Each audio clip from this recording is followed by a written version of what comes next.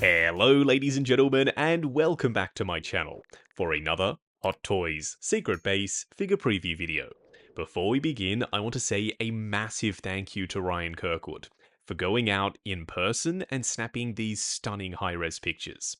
Show Ryan some love in the comments below because without him, this series literally wouldn't be possible. If you are looking to grab your very own Hera, she is available from Pop Collectibles. I have popped the link to their site in the description below. As always, do your own research, make sure you are comfortable before buying. I've also included the discount code Justin's Collection for 5% off your order if you do decide to buy from them. While you're down there, why not hit that subscribe, bell notification icon, and join button, so you're notified as soon as a brand new figure preview video goes live on the channel. Usually when Hot Toys tease a character just in the background or lurking off to the side in the promo pics for another figure they're announcing, they let us simmer a little, and they leave us sitting here thinking, will they, won't they announce that character? Luckily with Hera, we didn't have to wait too long after the announcement of Chopper. The reason that's important is because when Chopper releases, fingers crossed if the timing lines up for production, then Hera should be released at roughly the same time. Like I said, fingers crossed. She does come with a full array of hands, and I really like that deep, rich, reddish tone that they've gone with. She does have this split cut design for the gauntlet pieces for maximum range of motion, and also so that you can remove them when she has her flight jacket on. Because if they were sitting under the sleeves that are cinched around her wrists, it would look overly bulky, so I'm glad these are removable. She does come with a comlink and this tracking device, which just looks pure classic Star Wars. If this doesn't scream Cam Tono, I don't know what does. It looks like some sort of found piece of technology in the real world that they've just stuck a bunch of greebly bits and pieces on, and there you go, that's a Star Wars piece of tech, which is perfect for what this is supposed to be. You've got some antennas, asymmetrical, I might add, one is longer than the other, and I really like the pops of green, red, and metallic blue on the front of this thing. I'm not sure if I'm going to have her pose with this. I personally would prefer to have her pose with her blaster, just down to personal preference, of course.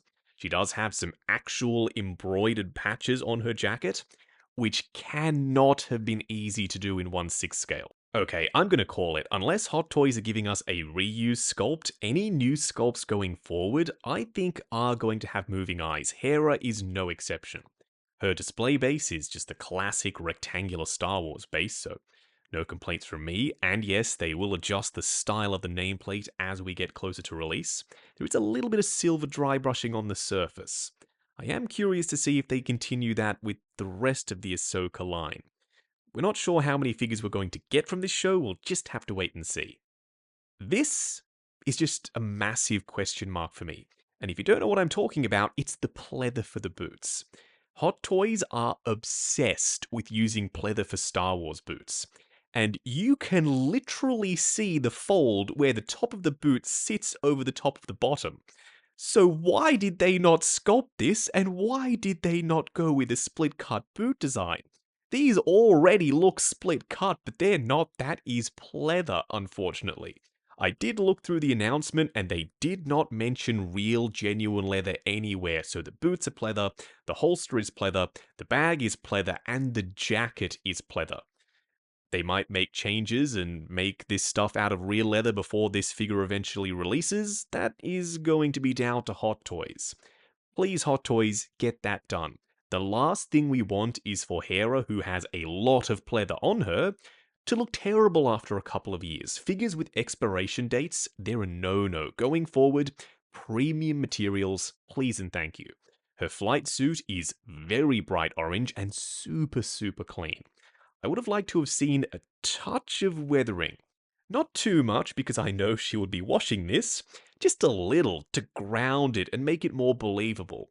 Having her in this bright, pristine orange jumpsuit, or pants in this instance, it doesn't go all the way up like a traditional X-Wing outfit, doesn't necessarily sell that she's this badass general that's just running and gunning, flying the starships, jumping in and out of the Ghost. I would have preferred, like I said, a touch of weathering, not overdone. Her satchel bag does have multiple tools in it and this little greebly panel. There is some weathering on that, but not the outfit. The belt buckle is very clean, and there is a significant amount of pleather going on. Those little canisters on her belt, though, are fully sculpted. I'm going to be honest, I reckon they could completely sculpt the entire belt. There have been multiple times where Hot Toys sculpting is so sharp and so convincing that I thought it was actual pleather or leather. It had that grain to it, it had the stitching, and it had a beautiful paint application. Whereas with the pleather pieces, the paint doesn't look quite as convincing, and it 99% of the time looks shiny. You can see that strap across her chest, shiny. The belt, shiny. The leather jacket, shiny. Real leather, unless it's been treated with something, doesn't necessarily always have a crazy high gloss shine to it. Most of the time, it's a matte finish. So, the belts, I think they could have gotten away with making them out of sculpted rubbery plastic and just having that grain on the surface. Her blaster looks good, it's a unique sculpt. I don't think we've ever seen this particular blaster before.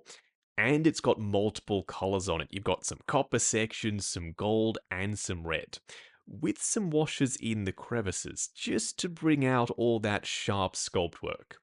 Now you can see the patch on her shoulder, by the way. On one side, it's the rebellion symbol, and on the other, it's this bright red and yellow patch. You can see the double-sided adhesive underneath it for the prototype. Don't worry about that. The final product, I'm pretty sure this will just be glued on. You shouldn't have to worry about seeing some adhesive sticking out of the back of it. Something else that I think they're going to tighten up before the final product is the neck. This prototype has an extremely glossy neck, and it is an eyesore, but we'll get back to that in just a second.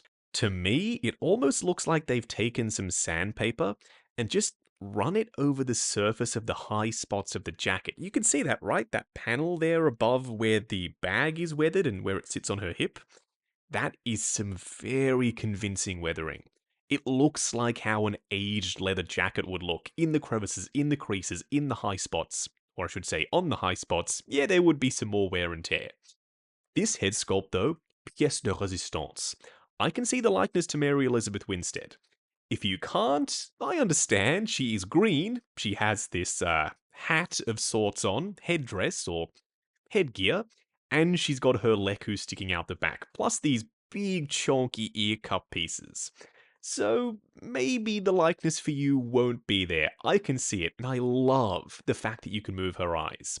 There's some shading for blush, there's a really nice level of skin texture, the lips pop, they're super vibrant, and the headdress, the headgear has a lot of sculpted detail. It looks like an actual fabric material piece, but it won't be. That is fully sculpted. The only complaint on the prototype, and like I said earlier, not to worry, it'll be adjusted before we get to the final product, is the glossy neck. It looks terrible. It's devoid of skin texture, it's completely smooth, and I can't spot a ton of shading either.